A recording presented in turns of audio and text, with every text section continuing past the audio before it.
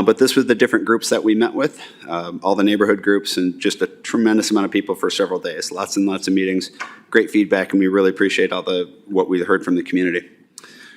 So we've been doing a lot of engineering on the ice side, and I'm gonna show you about 50 versions of modeling. I'm gonna get you to the end one, but just to make the point that we really explored what's happening out there and figuring out why you're getting the ice damage you are.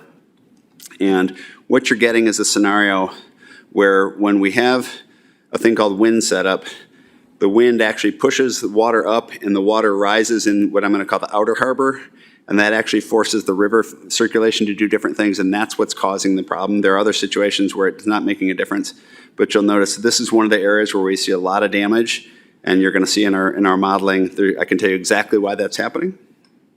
And I'll just point out, in the 80s when they designed this marina, they didn't have these tools, so there was more of an intuitive thing, and nobody screwed up. Everybody did the best they could at the time, and things are old and worn out, and it's time for new. It's not like there's giant errors that we're correcting. We understand the situation better, and hindsight works like that. So we're going to talk about an ice boom that's going to help us keep some ice out of areas. We're going to talk about a wave fence that's going to break up the basin a little bit so we have better protection, and also public access. And we're going to talk about river modeling. So I'll go through this very quickly, but basically when the river's on a normal day, the river doesn't have any impact at all. As we get in here, you'll start to see as the winds start to move around. These are different situations with the wind doing different things, and I'm going through it quickly, of course, because there's a million of these. But you'll start to see that we start to create, this basin is so large that it's actually starting to create its own kind of circulation system inside there, and that's the problem. And what you'll end up seeing is you start to see some concentration of flows. And ultimately, the one that's most important and the biggest design driver for us starts to look like this. And you're seeing these red spots. So the red spots tell you where the current is concentrating, where all the action is happening. And doctor, it hurts when I poke here. Well, don't poke here. So the answer is don't put docks in the red spots. This is not very complicated. Now that we know where those concentrated flows are, we're avoiding those docks. We've got a little bit of a concentrated spot here we need to deal with, but that's a manageable situation. We want to stay away from those red areas, and we have, and you'll see that in the plan. You'll notice we have incorporated a fixed pier here that's helping to break this up and minimize that. We're also looking at, there are limitations with our modeling tools, and so we looked at a bunch of other ideas, and we are actually going to permit the ability to do, if it becomes necessary when we get out there, the ability to drop panels in seasonally that will also help break it up even further. We don't believe that's going to be necessary, but within the confines of what the modeling can tell us, we think it's prudent for us to put that in the permit so we have the ability to go add it at a later date if it becomes necessary. So, looking at that, we also have the sand intrusion issue. Very good news is that the Corps of Engineers owns that structure. That is their problem, and they are going to come fix it. When are they going to fix it? I'm not sure, but probably within the next 3 to 5 years. And so we're going to recommend to you that you step back from that. Let's not push anything into that area in the near term. Let the Corps do their thing, fix it, and when that's done, while they're doing it, they'll probably do the dredging for us as well, and so we'll address that later. Basically, the sand is coming through the structure is what we believe is happening. It's not coming in from the river. A small percentage of it is probably coming over in storms, but the majority of it is it's flowing through that structure. The Corps designed many structures in the 80s to have that flow. When you see those big rock structures, they are not opaque in any way. The water flows through them. Sometimes we put more dense core stone to reduce that. In the 80s, they were building them intentionally to allow more flow because they thought that was good for water quality. What they learned is it just allows so much sand to go through that you end up with a problem. They're fixing that in many structures. We're doing a marina in Lexington, Michigan, same exact issue, same exact problem, and they're fixing it right now. So as we start to look at the marina layout, the big major move, of course, remember I showed you where those red spots are? One here and one here, and we don't put docks there. One of the reasons you have currently in the current design is there's what we call a marginal walk that goes along the edge, and that just is concentrating the dock in the most damaging area possible, and that makes no sense, so we're going to not do that. We have two what we call Christmas trees, so they're two main piers. They'll be gates with an access point, but those will be the only things that are 100% private are the floating docks out here. Down here, you're going to see a main pier that we're introducing that's primarily for ice mitigation. We're also going to put a floating ice dam in the wintertime to close this off so that the only ice in this basin is ice that forms inside the basin. All ice from outside of the basin is going to be kept out of the basin. We're also showing what we call a shopper dock here, or a public dock. That is to be as welcoming as possible to visitors, to tour boats, to the trailer boat users. A trailer boater puts their boat in the water, they go out, they fish, they do what they do, they come back. If there's nowhere for them to go, they put it back on the trailer and they go home. We want them to feel more welcome in Sheboygan, have a place where they can leave their boat for 2 or 3 or 4 hours, go off and visit the restaurants or whatever they want to do, and come back out and spend more time in Sheboygan. We've also reorganized the land structure here. We've got the new boater services building here. The current building lives over here, and it's a very long time. When you call for help at the fuel dock to get service there, it can be 10, 15 minutes before somebody gets down there. We've concentrated that together. We had originally talked about moving the fuel dock. We've decided to leave it there because it's so close now, and you've invested. There's just no point in spending that money, or at least that's our recommendation, is to not move it.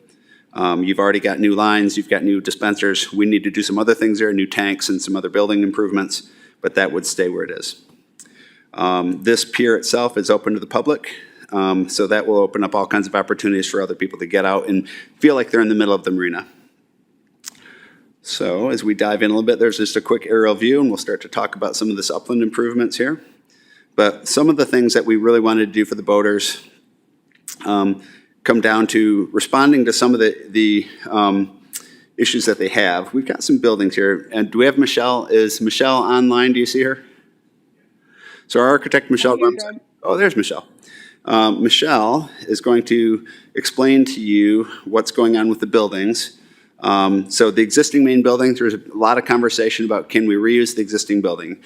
The answer is, if we wanted to spend, we could spend a lot of money and use it, yes. Is it the most cost-effective solution? Absolutely not. It has structural issues, it has rot, it had improvements made in 2016 that are still not repaired. We were physically in the building watching water come through the windows.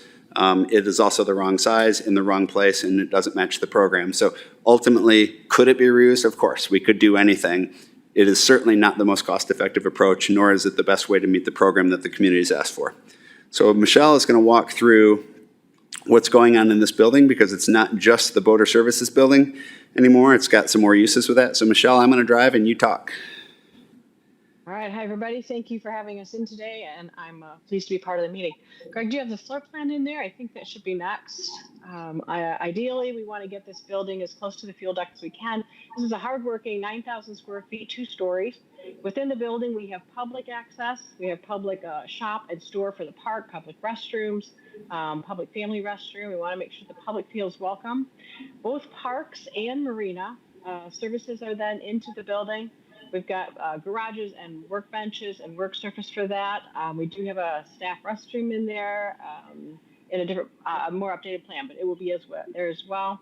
And then the marina offices you'll see are in the lower left-hand corner. That's the corner that directly connects visually and physically right to the fuel dock. We want to make sure we're getting that service as efficient as possible. And our last user in the building are boaters. We've given them their own lounge. They check in at the shop. They have a private lounge on the main floor, big restrooms, and then boater fitness and boater laundry. They are also part of the private corridor. So the staff uses and the boaters will have private access. So say you're working out, you're doing fitness, you're doing laundry, and you need to go through the bathroom. You don't have to come back outside. However, we have full outside access as well. And then there's a boater area that the boaters can gather. On the second floor, we also have indoor boater lounge space. Everybody wants to be 1 story up above the water, looking at that fantastic view and that beautiful marina. We also have then the marina staff. The harbor master's office will be upstairs. That person will have complete view of the entire marina, especially when you step out onto the balcony. We want to make sure that we give him full control. He can see at the docks. He can see problems happening before they even happen. So boaters have some balcony use. And then we have our emergency services. During big events, it's really hard to see what's going on. They're going to be a story up as well on the second floor. They'll have almost 360 view of the park. And again, access to this balcony. They'll be able to see water side, park side, land side during any of the big events. So I said it's a really hard-working 9,000 square feet. We've got a lot of action happening in here. And I think it's a space that's well needed. The idea visually, again, is we want to talk about natural materials, things that go at the shore, things that are durable. So we're talking about just wood. We're talking about green roofs. You're seeing the balcony here for the boaters, as well as the boaters area and the public area on the main floor. And I think we have a couple more images of this. There's the green roof system. again, we're looking for sustainability. And if you're standing back at the road, this is a very flat park. And as you come and look toward the water, we want these buildings to just rise right out of the park. They're park structures. We want them integrated into the landscape as much as we can. And then they face the water. So the high side is always on the view toward the water. Let's see if we got a couple more images, I think, in there. Yeah. Got something else in there, great. Yep. Quick AI. We don't, this is not accurate AI, but we use AI to check ourselves. You know, we're looking at the proportion and the scale and the materials. This is the Sheboygan Marina. We feel that this is an appropriate size structure to be here. And then you can see that on the land side, we've got access for all of our parks and marina staff. And then public has a center, and our boaters are around toward the water side. So we've got everybody working in there all together. Water side, the boaters have their own private gathering area, which we can landscape so that it will be more private from the public wandering in. But we also want to make sure that we're not inhibiting any view or any contact. So you can see that the walkway across the front of that is still all public. We have a little bit of rise in there on the site, so our boaters will sit just a little bit above. That helps, that vertical difference helps to create that separation of private versus public. But again, everybody is at the waterfront. We're not going to block off any waterfront because of the boaters. We just want everybody integrated and enjoying all of it. Yeah. Thanks, Michelle. Yep, you're welcome. So we have, next up, we're going to start to look at this pier. So I'd mentioned earlier that this pier it has a main structural job is creating a fixed pier to provide wave protection, ice protection, and to interrupt that circulation. We're still going to monitor the circulation for water quality, of course. But the key here is that it's open to the public. Exactly what the final design is, there will be a solid component that's underneath here. It might just be a single wall underneath. The structure might end up being more solid than this, but the whole idea is that it'll be a place where people can come out. There'll be some destinations and some shade and seating, and it'll be welcoming for everyone. This is that dock I was talking about where anybody can come up and pick up a guest or drop off a guest, or I can leave my boat here for an hour. We might even want to extend that further down to make more room for that. There's even a conversation if at some point the charter fishermen find that the river's not working well for them and they wanted to come out here, this might be a good charter dock location. Generally, as a general organizational role within marinas, commercial charter fishermen don't want to be mixed into the middle of the marina because they've got activities going on at 5 in the morning and it's just a neighborly thing. And so they tend to prefer two main things. One, they want to be visible. So anybody walking by can see the charter and get a phone number and make a phone call, which would be great if it was here.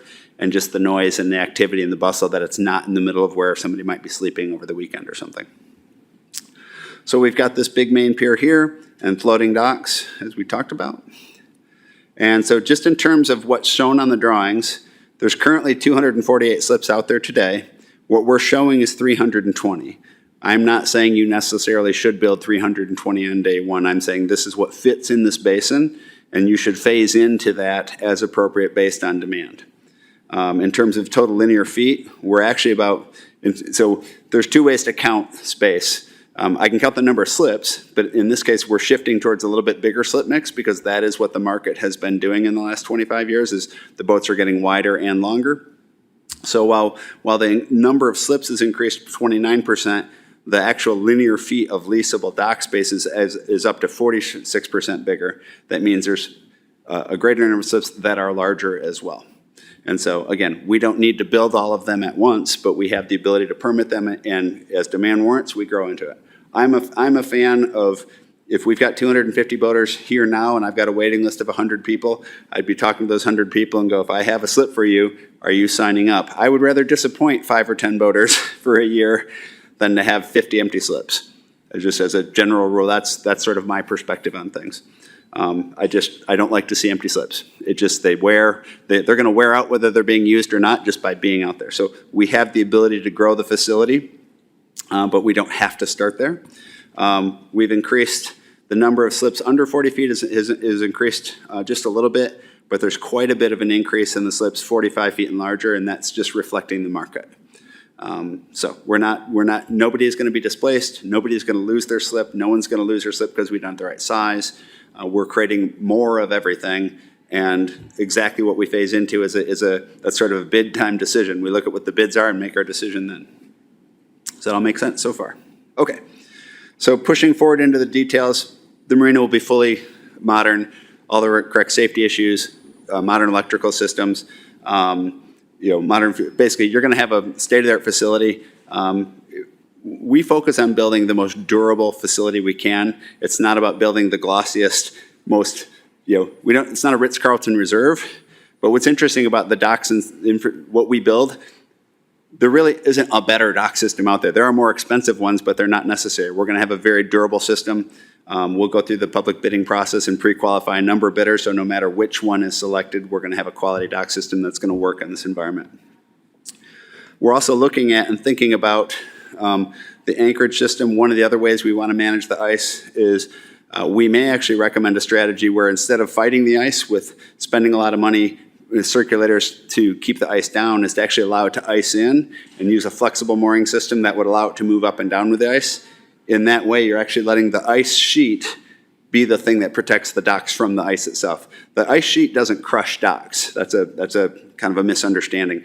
What crushes docks is a moving ice sheet, a broken piece that might weigh 1,000 tons moving at 1 knot, crashing into something. If the whole thing is locked in and we have the flexibility in the system for it to move up and down without binding and damaging things, that's sometimes a very good strategy. It's a strategy we use in areas like in Canada where you have a much heavier ice load, and there's just no way to effectively mitigate that ice, so you have to say, all right, it's going to freeze in, let's design for that condition. So we're going to explore all of those. I think we'll have Michelle back here. We have a separate restroom, so if we jump back to here, obviously having only one restroom building doesn't make sense, so this is the main building that has public restrooms, boater restrooms. It's got public lounge and public things for folks to do. We have another restroom over here that's right by what I'm going to call the east dock, and Michelle's going to walk us through that real quick, assuming you are still with us, Michelle. I am. I'm here. Thanks, Greg. Again, this restroom building it's a little bit smaller than the other one, and it's really focused on both the public and the boaters. We want to make sure that we're giving everybody access to restrooms across the park. So you're seeing boater restrooms that have full showers, toilets, and sinks in them. So those are specifically for boater with some kind of a fob or some boater security. But if those were busy, boaters could actually use the public restroom as well. So we've got adequate fixtures and a nice restroom, and it's all gathered together around storage and a plumbing alley, which we find our staff really enjoys. It's a great way for them to maintain this. Both sides of the building will be undercovered porches, covered patios to make sure that we can get people out of the rain if you're waiting back and forth. And of course, we need a public drinking fountain that you're seeing on the left. Yep. All right. So basically, most of it's a public restroom, but it's also shared, and it has these are individual stalls with a shower and a toilet. And this was something that actually came out of. This was different. This is one of the few things that's different from the last presentation we gave, and this is direct feedback from the boaters at our last meeting. So these are really nice to have, but they're definitely locked for sure. So this is just some imagery of docks. This is a current version of what you have, the flotation docking system. That's a great brand. This is an aluminum docking system. Aluminum systems, there are many types. Some of them are very lightweight. We do not want that. There are some very heavyweight ones. If you've been down to Navy Pier Marina, that is a very heavy system that would be appropriate here, for example. Looks very much like that. This is a steel frame system that kind of looks like the first one. So all of these systems can work. It's more about the anchorage design, and so we'll solve that. So one thing we're probably not going to recommend is monolithic concrete docks. That's more of a southern thing. There are companies, Marine Tech and SF Marina, they're both out of Scandinavia, Finland and Sweden respectively. They make them that work in ice. It's unnecessary here. It's heavier, and it's more than we need here. And it's probably twice the cost. So we're not going to recommend that.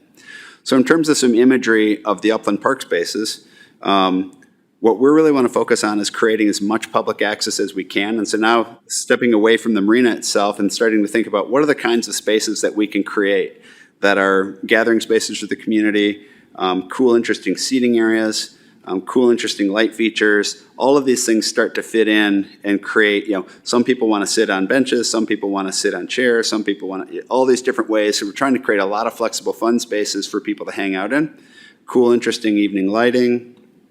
Swings. It's funny, you put a bench out there and people will sit on a bench. You put a swing out there and there will be a line of people waiting to get on the swing. They're incredibly popular.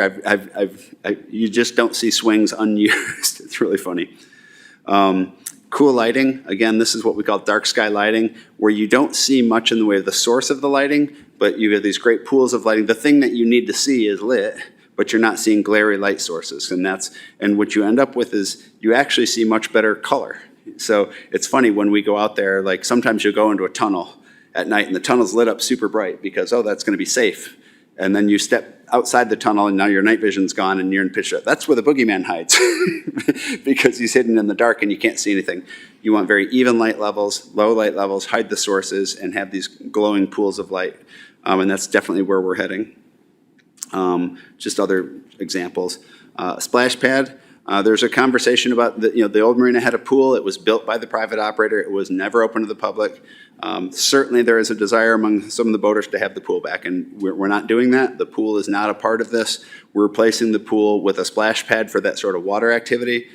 What we learned from many of the boaters when we talked to them about how did they use the pool and why was it so important, many of them told us it was about having that private space where they could get out of the way and they had their own space. We've created many spaces for them without the pool, and we can't make everybody happy. We can't do everything. I get in trouble for this every time I say it. The best place in my mind for the pool is at the yacht club. That would probably help the yacht club a lot with their membership and younger membership. Or it's a city amenity where it's really part of like the Y or something like that. So it's not an ideal use in a marina situation. It's actually more complicated to manage the pool than it is to manage the fuel system from licensing. Cool seating areas with fire pits. Universal access, we've actually spoken to some boaters with some access issues that have really helped us out. And then as we start to dive into here, one of the big moves is, as we zoom in on this, is we have removed about a third of the parking. So here's your parking situation from my perspective. 90% of the time, you have way more parking than you need. It's way too much, and you stand out there and it's just like, it's a lot of empty space. And that other 10%, you don't have nearly enough. And so we sort of split the difference in a way that's not benefiting anyone. So our recommendation is the vast majority of the time, we believe this parking will be sufficient. And when it's not, it wouldn't have been sufficient even if we hadn't taken it out, and we need to revert to a better shuttling system. So that is going to be a broader approach to doing this. We're seeing it more and more often. What we find is the only parking problem I worry about in a waterfront like this is an empty parking space. I want people down here. I want people using the space. As it relates to boater access, we're creating great boater drop-off, areas where we can have the dock carts secure, those kinds of things, so that we're responding to having dedicated parking spaces that are for marina loading and unloading for 15 minutes, and that'll be strictly enforced. So you always have the ability to get there, get your gear to your boat, get most everybody there, and one person parks the car kind of scenario. We've added a new entry over here also to right now, once you're into the marina, you kind of have to go all the way through the parking lot. We've created a separate entry so we can get in and out. This goes to the north side of the Y. And so improving that. We're not proposing to move the ship. We are proposing to move, there's a shelter that sits right here. That shelter would move to this area here next to the tennis courts. And the use that's in here is now relocated into the parks building here. So Susie's gonna hop up here and walk us through what's going on with this cool new park space by we're trading parking for cool park space. So Susie, why don't you come on up and walk us through what you got going here? Let's see. All right, so one thing that we heard through our public input process last December, we talked to you folks and we talked to a number of neighborhood groups and had a public meeting then, and people really wanted outdoor spaces that are flexible. They wanted spaces that could be rented for small events, medium-sized events, things like birthday parties, high school open house, something like of that nature, with shade, with seating, and the potential to define a space as this is the space that I have rented, both with a covered seating area and with a flexible lawn space. So what we're calling these 3 zones here that you see on the screen are outdoor rooms.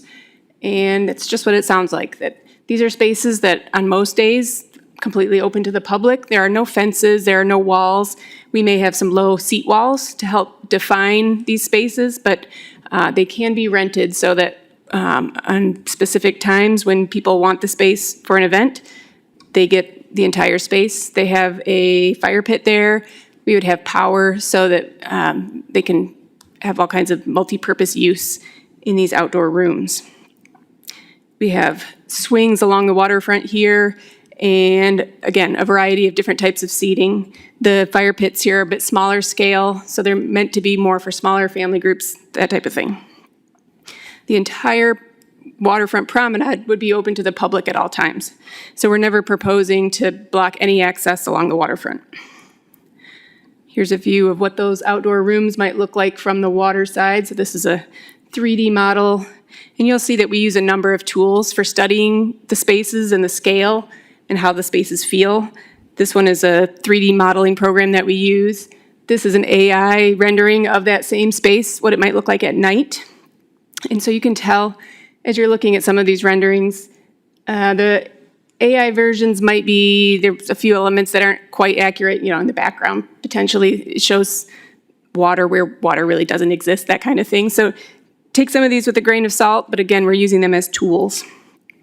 This also gets back to the dark sky lighting, that soft sense of security without being glaring light in your face. Here's a view of the entire site, our 3D model, and you can see some of the buildings that Michelle has been working on. Got site plan here. So this is the multi-purpose event center, the larger space. Here's an AI rendering. And again, as I said, we use the AI as a tool. The waves don't actually function this way, and you can tell that there's water where maybe water shouldn't be, kind of up back here. But what we want to explore is how is the space used between the larger building with retail, with restaurant space, with event space on the second floor?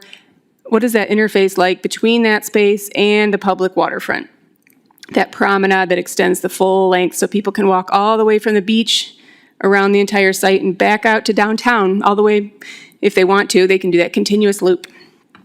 So what we have is a raised area here directly adjacent to the building that's really at the most about 3 feet above the waterfront promenade. And again, open to the public, but that height difference, it separates the public from the private in a subtle way that gives you a viewpoint when you're maybe up here seating areas that are adjacent to the outdoor bar. There could be live music events on a small stage in this area. This fire pit that's shown in this image really would be more in this zone here, what we're calling our Winter Surfers Plaza. So take this with a grain of salt. The corner feature that we're calling the point, what we'd like to do is really enhance the connection from the promenade down to the breakwater pathway that's so popular for folks to walk, and also to get the surfers down there. Sounds like right now, a lot of the surfers are accessing the water from using that little pathway that's a bit disjointed from the waterfront, and they climb over the rocks and then they get into the water that way. So what we're trying to do is make a safer and more accessible pathway for all those folks. And then create seating so that people can sit and watch all the action. What you see here in this kind of nautilus shape would be a really beautiful, functional, sculptural piece that could be a material like the ebony wood of our buildings, so it would mirror some of the materials we're using for the architecture, and would create this zone where we have a walkway that's a horizontal flat pathway that folks can walk on that slowly starts to tilt, becomes the back of a bench. So you have a bench to your back as you're sitting, looking out at the water, looking out at our splash park here, the little splash pad. And then it soars up over your head and creates a shade structure. So the same material kind of goes from the finished grade level all the way up behind you and up and over your head. So what we're thinking of there is that this is a functional piece of beautiful carpentry that also is almost like a piece of public art. All right, and I don't know if now would be a good time for Michelle to talk a little bit, assuming you're still there, Michelle, about the floor plan of this larger building. Sure, I'm happy to. So the larger building was designed actually from the top down. One of the major goals of this structure was to get gathering spaces for up to 400 people with 2 different gathering spaces. But this is the main floor, so I'd like to talk about that first. So on the main floor, we have a mix of retail and restaurant, open dining, gathering spaces again. And we're really designing this as an open structural system rather than drawing and designing tiny little rooms that if there are vendors or people who move in and out, We don't want to renovate the building again and again, but if we put together a structural system, this could be a lot more like the Milwaukee market or some of the other markets around the area where the structure is open, but the vendors bring in what they need. And then we could help design those spaces based on whatever their need is per vendor. This shows up to 8 vendors. These can be combined, they can be divided. I think even the large area that you're seeing toward the right, this is open gathering space and potentially a restaurant. We feel that this would be the ideal location to put something in here. It could be 2 restaurants. It could be some different types of more vendors, more food vendors. Yeah. So all of it has covered outdoor dining, patio spaces. So people can be in shade, they can enjoy being inside and outside. There's a center walkway, a hallway that goes right through the middle. If you walked into the building, you would immediately have a view of the water on the outside. So you're oriented from the land side to the water side. And this sort of separates our park from the parking and the uplands, really opening you up to get to the outside. We have restrooms up on the left. You're seeing that, and that's what, as Susie mentioned, that we are sort of thinking that's our winter park, our winter area. Maybe that's a warming place where our surfers, our winter surfers, can come in and out. They can change. We did have the pleasure, I guess you could say, of watching them change in the parking lot when we were there in December. So we want to give them adequate space. And perhaps there's even a shop up there, something else where they can get rentals. But these are shops that are water related. I mean, maybe they're, their food or their sundries or they're a bait shop or they're some other kind of just water, an extension of the downtown shops that we can all use. So if we jump up to the second floor, we can see that this is the top part of it where you're seeing roof area. That is a single-story structure. And then this, again, is going to soar out of the building from the back to the front towards the water. We, again, want to connect this building back to the park. You'll see it's organized around a large lobby, and then we can have an event number 2 space for up to 100 people with a private balcony. Event number 1, the larger event space, divides into 200-person events. But overall, it's a 400-person event. There are outdoor balconies on all sides. The views would be spectacular. And then we have all the normal things that everybody needs. You have catering, and we have storage for furniture. We have restrooms, elevators, stairs. The nice thing about this particular plan is when you come up the stairs from downstairs, you get your food, you come up, you walk down the public hallway, and you're out on the roof deck. So you're looking at the beach from that side. So we can see that people can connect from the outside in, they can connect from the inside out, but the events still have their own private balconies. We wouldn't open all of that up to the public. But we find that this is a need in the community, a need from the city, is to have some type of an event space. This building would be managed very similar to the way they manage the other park buildings, say the Kiwanis building that's there right now.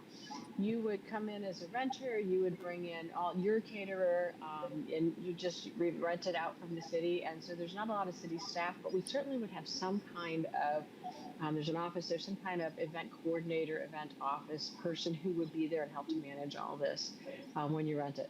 But it wouldn't be a large staff. And there's going to be a lot of personal setup, just like you would for the Kiwanis building. We've been there for a couple meetings ourselves, and we've moved all the chairs in and out, and it's a wonderful space to be able to use. So same kind of a rental idea here. Thank you, Michelle. What's that? Oh. Yeah, so a few more images. This is a plan view of the spaces I've already talked about. Again, what we've heard so many times is people want flexible spaces. They want spaces that are exciting and full of life so that the waterfront is activated all the time. We want accessible spaces that feel very public. There's no question of where you're allowed to be and where you're not meant to be. We've got a few precedent images that show a bit of the feel and the general character of what we're thinking for the architectural materials. You can kind of see where we're pulling the swoop from the roof, some inspiration there from various other sources. This is that feel of that green roof, what it might look like from the park as it soars up into the sky. It's an architectural model here of that building, different views as studies. These are the spaces that Michelle mentioned that each event could have its own balcony. So these balconies are very carefully designed so that while it feels cohesive, they can be separated. So you could have one event happening here, another event happening here with its own balcony, and then this portion of the roof would be open to the public. So we have a staircase going down into the park, so there's public access for that. again, a few AI renderings that we're using as studies to get the feel of what does the space really feel like? What is the scale? What does it look like at night? How does it open up views to the water? You can tell the landscaping isn't quite accurate to what we're drawing, but you get kind of the impression of what it feels like. And again, what does it feel like in winter? It's very important to us that this entire waterfront be activated all year round, not just on summer days. All right. I think that's where we are. So I'll hand back over to Greg. An hour and a half and 25 minutes this time. Questions from anybody? Comments, suggestions, feedback? Super impressive to try to condense an hour and a half down to 25 minutes and do it so eloquently. So thank you for doing that. I had just a couple of quick questions. One relates to timeframes. I know that we've continued to talk about timeframes and a desire for having a new marina, a new DeLand Park event space, and the opportunities associated with it. Obviously, quality takes time and proper planning, and we appreciate all the proper planning that you've put in. What do you see the time frame and phasing going forward? So the biggest driver that's outside of our control on the marina side is going to be the joint permit application to WDNR and USA Army Corps of Engineers.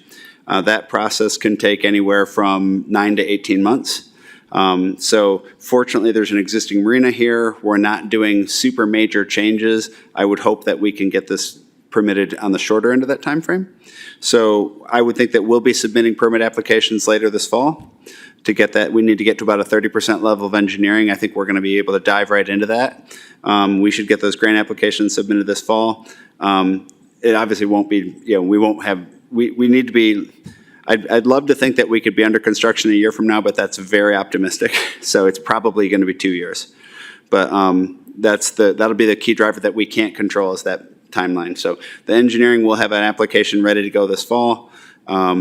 We could theoretically have our permits in hand by June or July. We wouldn't have the ability to bid and do all that. So it's likely going to be that the construction season will be fall of 28 and open in 29 is most likely. On the upland side, once you're above what's called the ordinary high water mark, just think of it when your feet are dry, the only permits and issues there that we have to deal with are all right here in this building. So theoretically, those things could move independently. We could be finishing off the fuel improvements next spring, for example. And one of the reasons that we've organized this way is we could start construction on the new boater services building could start relatively soon as well, because that doesn't have to go through that permit process. So you could see things under construction a year from now. The marina itself is going to be hidden mainly by the permit process. And then I have a second question, which is significantly more complex, and I don't know that it's something that you're going to be able to answer right now, but I think we would receive the benefit of your attention on this, and it specifically relates to phasing of occupancy. As we see a marina project become stale, underoccupied, prior to the city taking over control, not properly managed, we had a decline. I would say at our peak, we probably were at about 250 seasonal slips, maybe 240, 250 around there. I know you've seen our numbers. We're now hovering around 150 seasonal slips, which is a steady decline year over year over year. Obviously, that concerns me. And if we look at a 2-year window of time versus a 1-year window of time, I'm, again, concerned about further decline. You've obviously developed a lot of marinas, and you've obviously gone through development of quite a few marinas where they've declined and then rebounded. Yeah. And so the complexity of the question comes with not just what we're likely to see for how quickly we rebound for seasonal slips, for transient slips, but also how we address the phasing. And that's the complex problem, both in terms of phasing it for proper occupancy levels, so we're not just building and spending money on empty slips, but we also want to create the view of the new marina so that we do get that rebound, not just to the 250, but increasing from that, along with the opportunity for transients and how we plan that phasing to address different boat sizes, different water lengths, and how that all enters into the equation. Sure. So again, it's not something that I'm asking you to answer right now, answer to the extent you can, but if you could give some attention to that in the plans to make sure that we're being fiscally responsible in how we bring the number of slips back in, while at the same time encouraging our customers to return. Absolutely. Couldn't agree more. Starting off, there's nothing worse than a half-empty marina. It's not good, and those docks will wear whether they're being used or not. So how we've organized this is each of these piers has a range of slip sizes. So you see the smaller slips closer to shore and the bigger slips as they come out. So what I would recommend is as we get close, one, we'll permit everything. What's on the permit is what you're allowed to build. You don't have to build everything that's on the permit, unless it's a condition of the permit. Thou shalt build this piece of habitat or whatever. So I would absolutely recommend that we permit the entire big vision, and that's typical. They want to know what's your big idea, and then we would say we would probably start with. I would generally recommend getting the infrastructure to the shore connection done all at once for both sides. So, for example, on what I'll call the east docks, you would have the gangway and the main pier, and I would say you'd start by building the west half of it, and I would leave this whole side off for now, primarily because that's where it's shallow and the Corps is going to be in there doing work, and let's not do anything that impairs their work or makes it harder for them to get in there with their barges and equipment. So I would absolutely, even if we had demand, I'd probably say let's not build that until the Corps is done, because we're going to spend a bunch of money and then they're going to be in there making it difficult. So I would recommend that we get the main pier in, because that's critical to the function and public access. I would start with this edge, and I would build, maybe you build on this. I guess I would say I would start with about 150 slips. I'd want to start with what we know we have, plus some for transient. So maybe we start with 200 slips. If we still have 150 at that point, maybe we go with 200. Part of that is we want to get Fish and Wildlife Service Boating Infrastructure Grant funding, which is building transient docks. We can get up to $1.5 million from the Fish and Wildlife Service and WDNR for that. And so probably we would target building about 60% of what you see on the dock here. So I would say let's build, if you said right now, tell me what you'd say, I'd build most of this side, and I'd build that access, and I'd build a portion of this over here so that we're ready to go and expand. Oh, it's not showing up on the screen. If you can put that back up there. So yeah, so the short answer is yeah, so I would get that main pier in, because that's a public access pier and it's a physically important thing for the structure. I would get all of the gangways and all the utility connections and all of those things in, everything that touches the shore, so we're not tearing up the park in 3 years to add new stuff that should have been built in the first place. And then we might build, maybe we build out, to this point, maybe we don't have to build them all the way out. And then on this one, I'd build this pier here, and I'd leave those docks off for now while the sand issue gets resolved, and we'd go from there. But we have the ability with all of these that's all, the slip sizes start smaller towards shore and they get bigger as you go further away, so that makes it easy for us to phase in the future. One of the nice things once you've engineered it properly, we actually recommended this at 31st Street Harbor in Chicago. It's got 1,000 slips, and we told them flat out, we're like, we think you should build about 300 slips as phase one. I'm like, oh, we have an 800 name waiting list. And I'm like, yeah, when your waiting list is 7 to 10 years long, 2/3 of those people don't even have a boat. when they're within 2 or 3 years, they'll start getting serious about it. So we would want to start and have conversations with the boaters, go, this is what we're building. We're going to show you the docks. We'd want to be marketing it to our boaters and seeing who's coming on. And, I would rather disappoint a few boaters. I'm not going to displace anybody who's here, but if there's more people who want to come in, I'd rather disappoint a few boaters than have empty slips, quite honestly.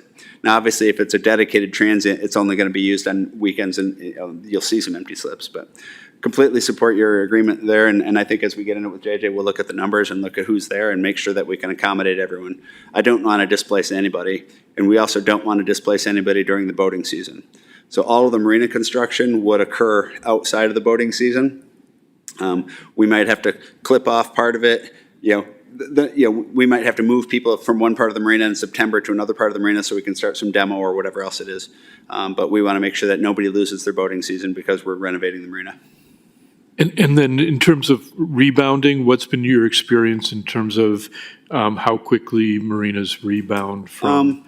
Well, that'll be interesting because you've got, I think a lot of that's going to be driven by the upland amenities, is how quickly are there amenities, because that's what draws a lot of boaters in. One, they want a safe place, they want to have safe, good docks, they want to have modern utilities. We're going to have all of those things, so I think we're going to attract boaters to come back and see that. When they start to see all the new amenities, the upland infrastructure, I think that's going to be a big draw as well. So it's hard, I can't guess necessarily when they're coming. Racine is completely rebuilding their marina, but generally, this will be, between this and Racine, these will be the two newest marinas in the whole region, and I suspect you're going to see a lot of people wanting to be a part of that. If we take out the north section then, and as a part of the phase and do that as phase two, what's the slip count about? Big rough. It's probably low 200s, 200, 220, something like that. Okay. Yeah. Okay, so not too dissimilar to what we have today. Correct. Yeah, what you've got, let me go back to that page so I get the numbers right. I think you have 248 right now. Is that what I said right here? Yeah, you have 248 right now, and we're showing as much as 320. So, and again, the nice thing is you can come back in and build, 10 slips as a phase. You don't have to build a 100-slip phase, because once the infrastructure is in place, the way I would recommend you set it up, you can call the dock builder and go, I need 10 40s and 10 30s and 10 50s, and they can come in and put 30 docks in one season and extend the utilities, no problem. And as a part of contracting, again, there's not a huge economy of scale for that. It's certainly bigger. There's certainly efficiency of scale, but honestly, depending on the dock builder, some of the dock builders actually do the installation themselves. Like the company that you have now, is Flotation Docking Systems, they regularly install themselves. Some of the bigger national ones, the docks show up in the parking lot and they're like, let us know when you're done.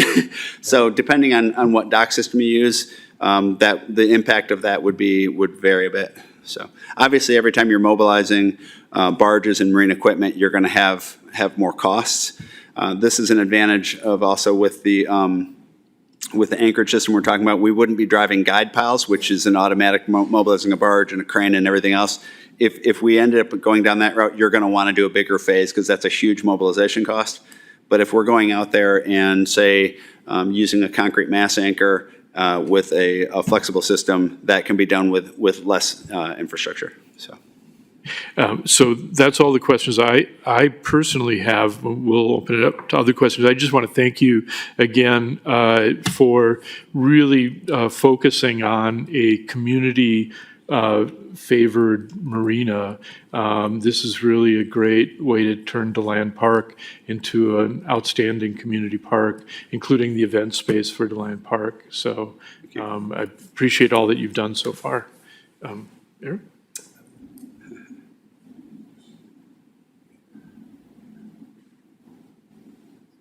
There you go. Okay. Thank you, Chair. I just have a couple quick questions. I just wanted to basically, what materials are the attenuators on that public pier? What is that going to be, like steel? Is that a? Typically what that would be is going to be a steel, the most cost-effective thing would be like a steel sheet pile wall that would drop in under the structure. Okay. That's typically the most cost-effective. Okay. And Peter actually asked you, the other question I had was about the dock build out. One question I noticed the grass roofs and I guess roof maintenance and components on those grass roofs on those buildings. What would that be? What would that look like? What are they made of? Flat roofs always make me nervous. I worked in the school district. I worked in a building with a lot of flat roofs, and they have a lot of problems. Yeah. So first of all, it wouldn't be grass. Okay. If we put grass up there, it'd be nothing but geese. Okay. So it won't be grass. Okay. So these we're not pictures are. mowing. So typically what it is so there's so the whole green roof design. So there are companies in the Midwest. There's one called Live Roof. That's out of Grand Haven, Michigan, for example. So they're active here in our environment, in waterfront environments, and they come in a tray. It's a tray system. So it's called an extensive system, meaning it's a very shallow, lightweight system. And basically it's in a tray, and they set them up, and they're usually seed them. So there's materials that they're great for pollinators, but they're not great for birds. It's not really a bird attractor. And we had some good people raise questions, oh, you're going to have all these birds up there, and it's going to be bird poop everywhere, and that's a great concern. And we can demonstrate that is not the concern that typically comes up. In terms of actually the lifespan of the roof, when you put a green roof on there, you're actually extending the life of the roof, because what does most damage to the roof membrane is the UV light, and this, by covering that, you have it. Now, the nice thing with these tray systems is if there is a problem, you walk up and you lift up the tray. It's like when you buy a flat of flowers at the store. It's like 3 inches deep in a tray that's maybe a foot by 3 feet, and you pick it up and you move it, and you can access it underneath there. So this would be like a rubber membrane roof underneath, and then these trays would go on top. What you do is you start by building a standard rubber membrane roof. Okay. And then this lands on top of it. Okay. And this is a very proven technology. And as we get into it with the maintenance teams and everybody else, we'll definitely have those vendors come in and walk it through and do the site visits and everything else. But it's very much a proven technology. It does a lot of things. The big benefits in terms of cost is you're actually reducing the heat island. And so when you think about where do the HVAC units go, when you have a green roof, the temperature above that roof is going to be like 80 to 85 or 90 degrees. When you have a standard roof, that might be 150 to 170 degrees. And so if you're trying to cool that air, if the AC units are up there, for example. So I can go super deep into that if you'd like, and we can get into there. But I'm just kind of curious. I just saw that. I wanted to kind of get an idea of how that went. It does a lot of things, and it's also it's good for habitat. It's good for like I said, the pollinators and things like that. It's not so critical in this area, but it's also really good for stormwater because it slows down that peak flush. Obviously, here we're so close to the lake that we're not so worried about flooding and things like that. But in other environments, that's a big deal. So, but it should actually make the roof last significantly longer, because it's actually protecting the membrane, which is where the leaks come in. Makes sense. Thank you. Braden, did you have it? Thank you. Thank you, Chair. Well, first want to just thank you for the presentation. It was really helpful to see. And also, it was clear that you have listened to the feedback from the community and integrated that. So I think it's really a well-done plan here. I think what I'm kind of curious about is how we will get to what the financial picture looks like, not just for the overall scale of the capital investment, but how you plan to work with the city to understand in let's say the main building on the northeast side, likely going to need more staff than what we have today to kind of take care of those event spaces. Is there going to be a sort of report at the end of this that not only shows what the capital investment looks like, but can kind of help us understand the phasing and the revenues that come with that, the phasing that might happen with filling in some of those vendor spaces and how we staff that? Is that part of this process? So we will absolutely have cost estimates for what it's going to cost to build the building, and we'll provide feedback. And as we get further into that design level, so we're at now, it's called schematic design, and our next step here we'll go design development, which is like kind of halfway done. As we get into that, we need to really dive in, particularly not with this building so much because this is your staff. We're going to dive super deep into the nuts and bolts with your staff who are using that building. The bigger building, we're going to have to definitely talk to vendors and okay, what's your operational strategy here? Because there's a lot of feedback. We can design a building, but we need an operational staff to tell us what they need it to do and how to do that. So I think that the answer to that question is going to be developed during the final design phase as part of the design process. They're going to come in and say, okay, we need twice as much storage for this, or the catering kitchen needs to be this or that. One of the things that our strategy right now is really about One of the earlier concepts was this notion of a restaurant out there. That worries me a lot because if that place goes down, then you've got this empty hole out there. The reason we've encouraged to look towards this public market, sort of food hall kind of look is if you go to the Milwaukee Public Market and one of those vendors is gone, you might not even notice. And it's smaller vendors, and it's this idea they can come and go. That creates some operational headaches, or you've got more staff and people to react to. So all of this is going to, I think the answer to your question will be resolved as part of the final design process, the exact final size and scope and scale. We're not experts in that necessarily. We're experts at delivering the infrastructure. So I'm sure we'll be working with the city, and whatever the strategy is going to be there is that will evolve at the same time. Got it. Yeah, because I think, once again, like, the plan looks like we've integrated as many things as possible from what the community has provided feedback-wise into it. If you asked me what I wanted for dinner, I'd love a lobster and a bottle of wine, but I'm probably going to have a Theo's frozen pizza when I get home. So, that's the only piece here. So I just want to make sure that we understand what we can afford and what's possible versus, the perfect vision. But as long as there's a plan to kind of get to what those can look like and put some numbers to it, then I feel pretty good. Well, and that gets back to the Marina use. So, for example, we'll look at the rates and everything, the rate structure and the number, and it's like, hey, here's the number. It's when marinas are one of the few things, marinas and golf courses are the few things that municipalities build that actually generate enough revenue and should be able to kind of stand on their own. Right. So we'll definitely be running those numbers, and that'll all be that calculation of what is it we're building, and then what are our grant funding sources, and we'll be helping and assisting with that, helping find the grant funding and all those kinds of things. So it's a little bit easier on the Marina side. I know that inside out, and I can do it all day long, and it's a revenue generator. It's super predictable. The building is just a little more complicated, but certainly the event, the revenue is going to be driven largely by those events. You've got some major event needs in this community. 500 person event, that's a big space, and it really drove that whole building. So. Got it. Okay. Thank you.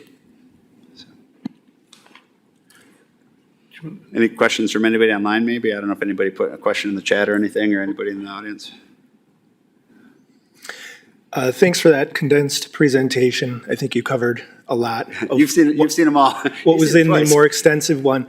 Going back to some of the discussion that we had with the Marina tenants meeting and that extended presentation, there was a lot of discussion and concern about parking.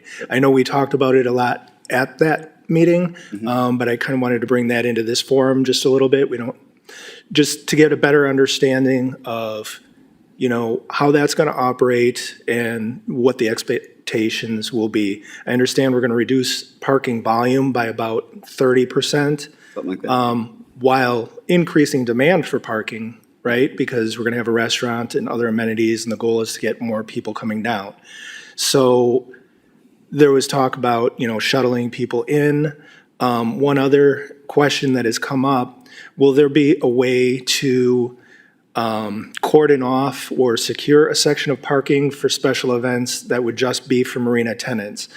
Like for Independence Day, would we be able to have a section of, maybe, I don't know what the number is, 20 to 40% of that's reserved just for Marina tenants and those types of issues? And also if the city has identified any, where the shuttle depot would be off-site and how that might be incorporated. Do you want to jump in? Yes, so a lot of that has not been finalized as yet. We are still discussing that. We are, taking the input that was provided by the public, by the boaters, in terms of the parking. Again, going to what was presented, it's not fully utilized for a majority of the time that it's there. We want to make use of the land in the Marina side as much as possible. What we've heard from the community is what you're seeing presented. As far as special events, we will likely work with the boating community again, like we typically do, as to, I'm not going to speak for JJ, but we've discussed this, that we will likely work with them for special events to have an area where they can park, if that's a parking ticket, designated ticket where you can park, whatnot. But all that is yet to be finalized as this progresses further along. What you're asking about is primarily operational stuff, and that evolves over time as we learn. We've done scenarios in different marinas where you have different color stripes, for example, that's in certain times that's reserved for this kind of use or that kind of use. So there's a lot of different ways to do it, and it's not established yet. So. Thank you. Greg, one other thing I wanted to follow up with a question based on Braden's comment about financials and cost structure and things like that. So when are you anticipating that you'll have some numbers on some of the costs of construction or some of the additional elements? And I'm asking specifically because this commission meets on a quarterly basis unless there are specific matters that we need to attend to, and we may want to then drop in some special meetings to be quickly responsive to your schedule. Yeah, we're actually generating cost estimates now. We've actually generated our first pass just last week. It's not ready to go. It's just like our first kind of drop. So one of the things, it's always about our level of confidence with cost estimating. So I have a high level of confidence on the marine side because we bid so much of that work. On the building side, some of these buildings, like particularly the big building with the big, we're actually working with a contractor to actually start to put in some pricing so that it's not just me going, $700 a foot. So we have those ballpark numbers now, but I would think over the next 3 months, we'll have that dialed in to a level that we're ready to have serious conversations about it. 2 months or 3 months? 2 to 3 months, yep. Okay, so I think just we'll react to your schedule, and if we need to drop in a special meeting, we will. We won't go ahead and schedule anything right now. Again, this is just something that I want to be very attentive to so that we always are responding to matters that you're bringing up, including the financial projections, including the cost structure. Yeah. Some parts of this are naturally farther down, like the marina side, I'm a more, understood. On the land side, we have to go through a lot of utility discussions and things like that, and then that building's complex. So that's what we need the next bit of time for, so. Okay. And then, as I understand it, Terry Van Eckeren's online. Terry, did you have any questions?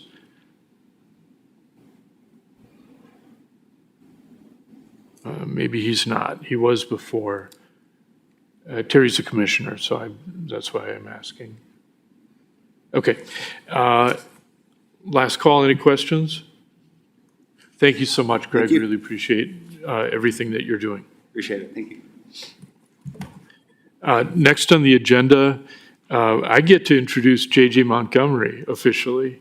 So JJ is our marina manager, harbor master, kiteboarder extraordinaire. I don't know what other credentials to introduce you with, but if you could please introduce yourself, JJ, and there we go, and just tell us a little bit about yourself, and then touch on the Marina report, please. Sure. Well, thank you for having me.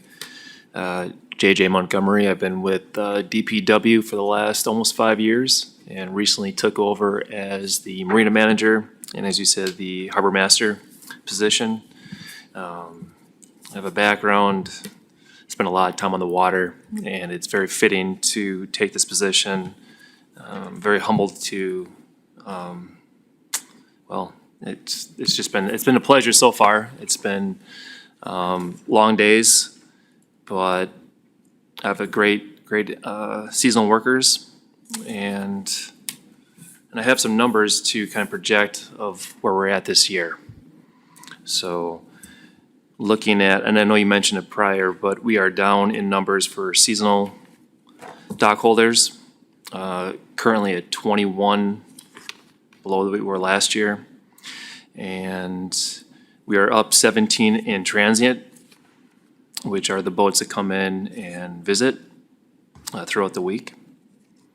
And sales is also down, but if you take the numbers with the 21 seasonal slips and times that by half season or full season, the numbers almost reflect like almost even where we were last year at this time.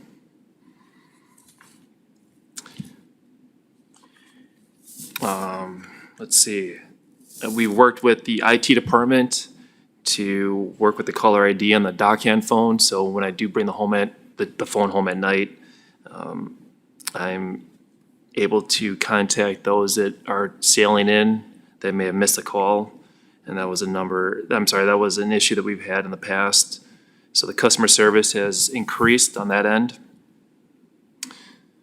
We are, we're gonna also keep the fuel docks open till 4 o'clock Monday through Thursday to accommodate both the seasonal and transients that are coming in.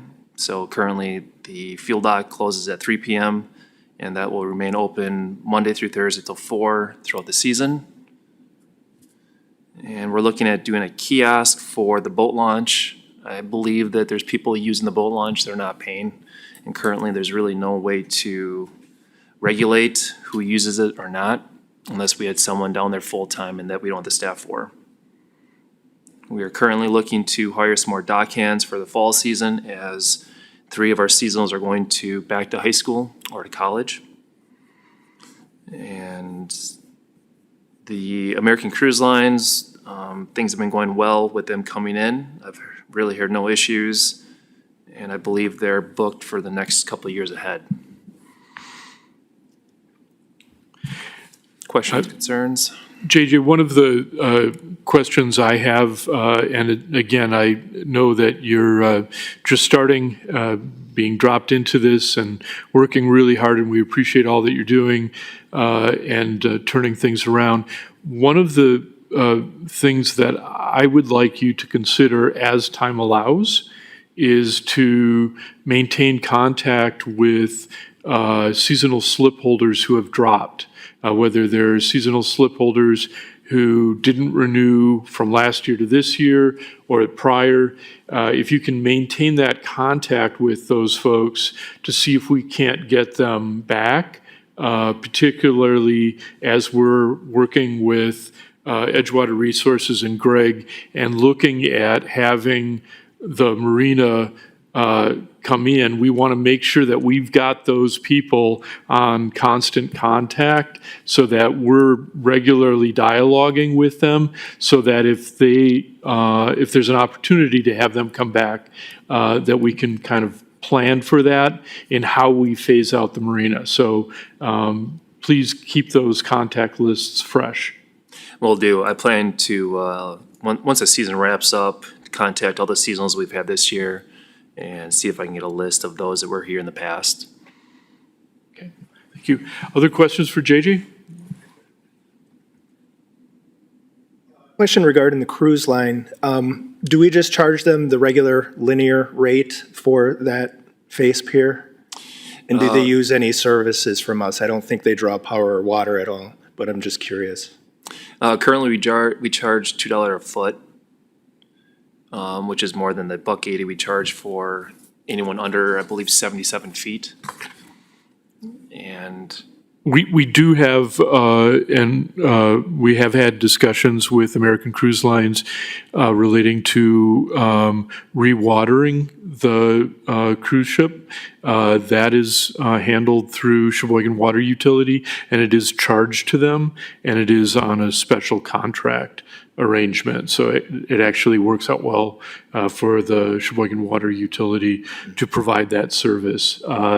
It hasn't, to the best of my knowledge, it hasn't become a certainty. I know when the Patriot was here yesterday, day before, yesterday, they arrived late because of the issues with wind and the waves, and they had not made prior arrangements for water service, and then we were unable to get to them in time when they decided they would like water service. So we're learning, they're learning, and the relationship is very good, but yes, financially, it is beneficial to the city. Okay, yeah, that was my main concern. Then one other topic that has come up prior to you being here, JJ, was the slips that are unutilized in the river, the ones that don't have any electrical or water. They're right in front of the restaurant that was torn down recently. We did put them in this year, but I don't think they're utilized really at all. And has there been any thought put into not taking them out this season and then just leaving them out? what's that? You can answer. So we actually have been looking at the river itself and the docks on that. We actually reached out to Edgewater and asked them about their input as to, we've heard the main complaints are those first 7, 8, 9 docks there with the slips. They're at the forefront of the winds if it comes off the lake, and that's where it's the roughest. So we've already been discussing with them as to what potential options does the city have to rectify that. Either do we install something to make them usable? Do we just remove them? Do we change the angle that they're installed at? So we're looking into that. We've heard the boaters' concerns about that, but also remember that unfortunately, like the marina itself, we are dealing with aging infrastructure on the river, and Public Works, facilities, JJ of the Marina, have all been doing, what we can with what we have at this point in time. But that is something that has been brought to our attention and we've actually seen ourselves. So yeah, so we are looking into that, yeah. So if I understand correctly, even if they're not utilized, they do serve a purpose as far as breaking up the currents currently? Possibly to some degree. They could be, one of the potential solutions with the docks at that location would be changing their angle so they would serve even a better to deflect some of that wave action.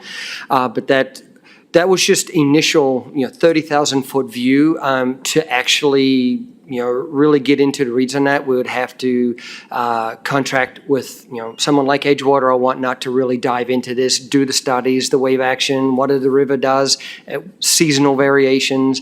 And it may be a case where the best thing is that the cost is prohibitive to do something, so we just kind of remove them. That's all on the table as of yet. Thank you. Yep. Yes, thank you, Chair. Quick question about the daily launch pass. I see that's significantly down. Is that because that we're not necessarily, they're still launching, it's just that we're not collecting on those? Is that the issue on those? Well, I believe that people are using the launch pass because it's not being monitored by the marina. There's no tickets that are given. There's no receipts. So I just think the city's losing revenue right now. And I've talked to Travis and we've talked to facilities about potentially ordering a kiosk that prints a receipt that would be put on the dashboard. And So this is another issue that we're dealing with. Nobody's fault in particular. It's just the nature of what we have there. But we have been communicating with police department about potential having the CSO maybe do more, I don't want to say more, but maybe go through there once in a while if they have the ability to. Looking for clear identifiable passes on vehicles or on the trailers. One of the solutions is that what was mentioned earlier is the kiosk. It's used by in state parks, for access into the state park system. So it would print off a clear and identifiable sticker, ticket. It would be mandated to be placed somewhere. Not much different than where we asked them to place it now, but it's more user-friendly because after hours, if a transient or someone wants to load their boat, they don't have too many options right now. You can try the QR code. Sometimes, that may not be fully reliable. So we're looking at all these options to try and regain some of that lost revenue. And then the other thing too is we have to plan that appropriately in conjunction with the marina design, what's going to be impacted, where we want this. So there's a lot of factors to take into place. But yeah, I think it's being heavily used, but We're not recuperating that is another thing. What about something similar to what the transit's now using for the parking? Is there some way that we can, like the hotspot, is there some way that we can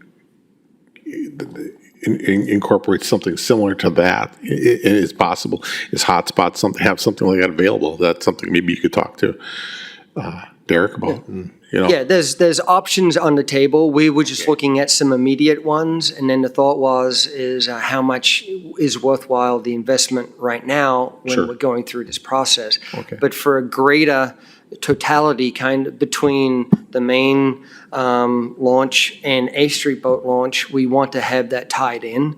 The system would have to be able to communicate between those two and online with the current software system that the Marina utilizes. Okay, thanks.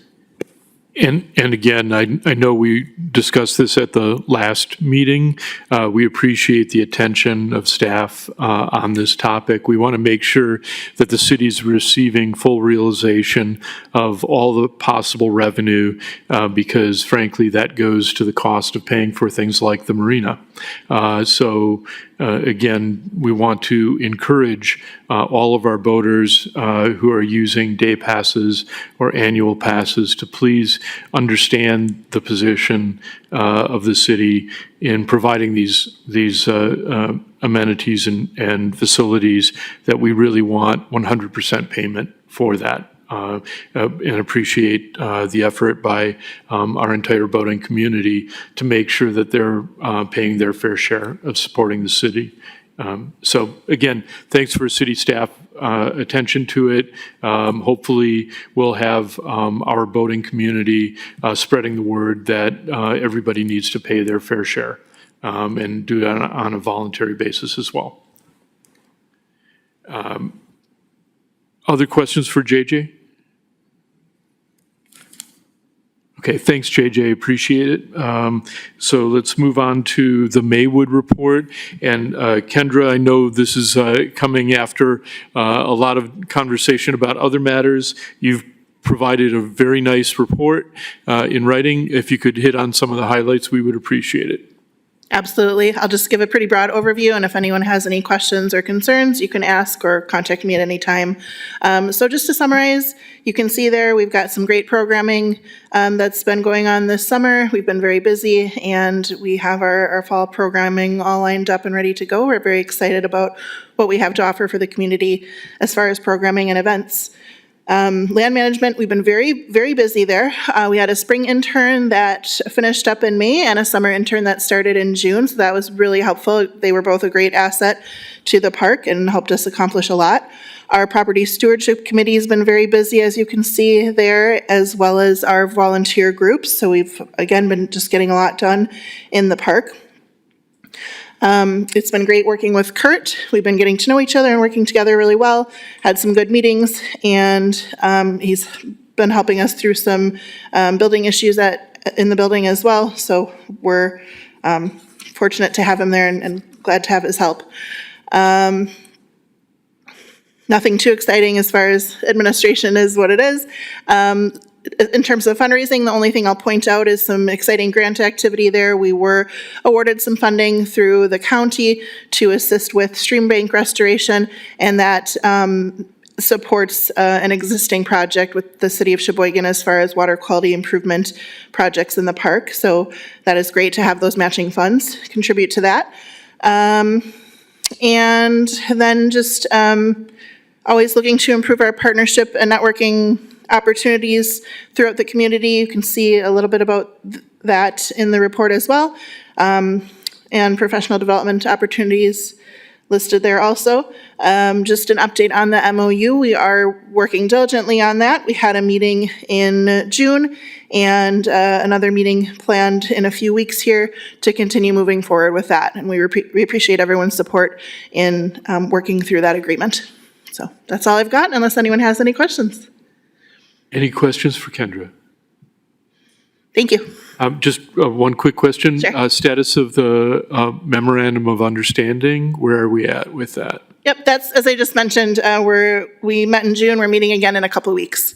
Okay. And we feel like we're getting close, we just have to finalize dig into some numbers and make a few decisions there. And then that will need to be reviewed and go through the processes, but definitely moving forward on that. So our November meeting, you'll be reporting that there is an MOU in place? Yes. Okay, thank you. Next up on the agenda, Kurt. Thank you. Let's see. So Parks report, operations. We're in the middle of our routine summer operations, which includes a full rental facility schedule, a number of different special events that we support, as well as maintenance of 44 parks and 18 rentable facilities. So it's quite a busy time of year. I guess I will say, with 12 years of experience in municipalities, working at 2 other municipalities, we do have a very busy rental facility schedule as well as special event schedule, in my opinion, as compared to other municipalities. So it keeps us quite busy in the summer. I don't have any quantifiable numbers on anything like that. Looking at other reports, that's probably something I could pull together if that's something you're interested in, as far as number of events, number of rentals. I think you'd be surprised with how busy the parks are. You may see it on a weekend basis, but it's quite busy. So we were able to fill an open park maintenance position. So when JJ left that role, congratulations on the promotion. We had that open role, so we were able to fill that as of recently. So that was also something we had to work through with our busy schedule. A couple of staff down, that kept us busy as well. So as far as projects, we got a long list of projects there. Not a comprehensive list of everything we've done, but just a few notable things that might be of interest for you to share, as well as a number of agreements that we're working on. As Kendra said, working through the Maywood agreement. We've executed the Dubs Disc Golf Concession Agreement, and they are open and operating in Volrath Park and having great success. So that's exciting to see. As well as the Making Spirits Bright, a recent agreement that we've finalized and is on file at this point. So, Any questions for Kurt? Okay, thank you for that report. Tim?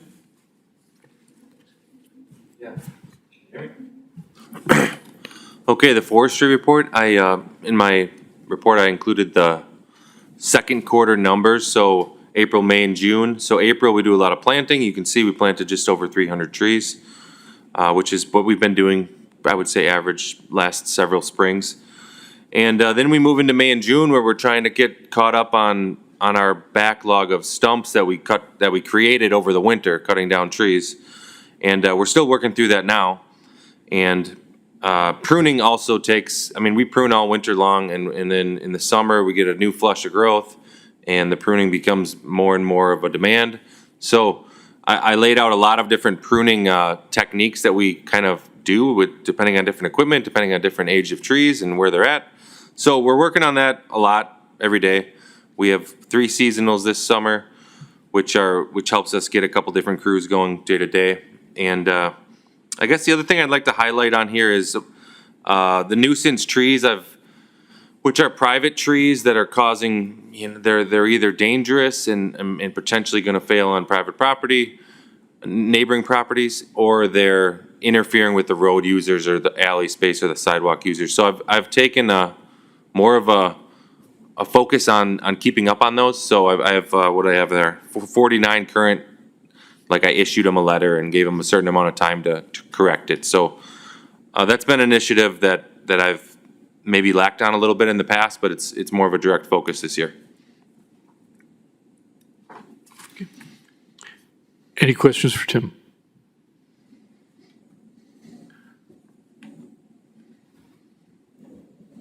If you're finished with the reports, Chair, I would just like to say that this has been a very interesting, challenging, unique year for DPW.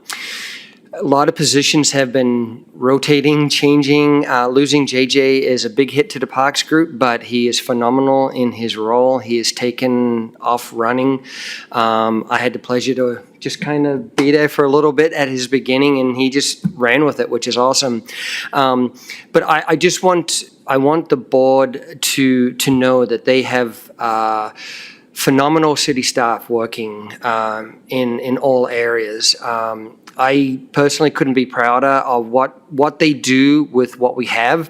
It's cliche, but when you are down numbers, open positions, we are tied to budgets that are manageable across the board. No matter how much more seems to get added on or asked of us, and it's not just DPW, it's other departments as well, but with our staff, they find a way. One way or the other, they find a way. And I just want I would ask that the board take that and just give them a shout out. When you have the chance, they work hard, they work long hours, work behind the scenes, so many things we're discussing that will eventually, as it kind of grows into motion or becomes more developed, will bring to you a lot of exciting things. But yeah, I just want you to know the people behind the faces that you have working on these things, and the Marina and everybody that's been involved in their input on that. Yeah, it's a great time, but it's a very challenging time. But I just wanted to give kudos out to the staff, with what they're doing. Thank you, Travis, for saying that. And if I can just add to that, including you, people don't understand when there's a vacancy and the job is still getting done. It's because somebody's stepping up and doing that job. And so I don't know that all of the members of the public are aware, but let me just say, Travis, the fact that you spent your Saturdays and Sundays and a lot of nights and extra days working down at the Marina, I don't know that most municipalities have a director of Department of Public Works who not only manages all their staff, but also fills in at a front desk role just because the job needs to get done. So frankly, you're symbolic of what your department does, and what the Parks Department and the Department of Public Works does is just everybody has been stepping up and filling those gaps and doing it in an almost seamless way. So thank you, and please do share our thanks as a Marina Parks and Forestry Commission to your entire team. Okay, that is our agenda. I am going to just ask Rachel if you can put in the minutes the link to the Edgewater Resources document, to the PDF presentation. That would be outstanding. I'd like to have that link. We want it really out there in the public, and we want to make sure that, not that anybody's going to our minutes necessarily instead of some other source, but we really want to make sure that every avenue is used to make sure that our public, our community sees this and sees this proposal and understands that their input is absolutely vital to this project. We want this to be an entire community-wide, very successful project. So if you could, Rachel, include the link to that, and we'll make sure that's in the minutes. Okay, next scheduled meeting is November 3rd. If we need another meeting, it would be on the same, it would be the first Tuesday of October or first Tuesday of September. In the event matters come up relating to the Marina and require our attention before that. Otherwise, the next meeting is November 3rd. I'll take a motion to adjourn. Motion to adjourn? We've got a motion and a second. All in favor? Aye. Okay, motion carries. Thank you, everybody.